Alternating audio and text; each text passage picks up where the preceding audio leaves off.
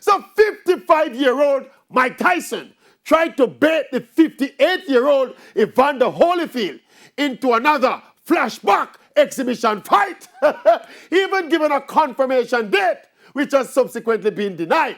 But really though, after that Tyson-Roy Jones embarrassment, Mike Tyson wants to scam the public again. I mean, there will always be some nostalgic curiosity about the Tyson-Holyfield fight because of the history between them. But that Roy Jones Jr., Mike Tyson fiasco failed miserably and turned off the boxing public and effectively confirmed that while it is great to reminisce, boxing is inherently furious and dangerous.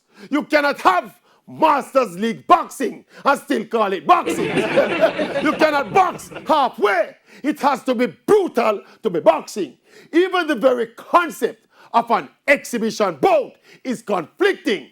No exhibition, no inner boxing. Boxing is war. It's all or nothing. And that failed Mike Tyson Roy Jones experiment confirmed it. So with all due respect to Evander the real deal Holyfield, please sir, don't go that route. We don't want to remember you two legends as some washed up has-beens.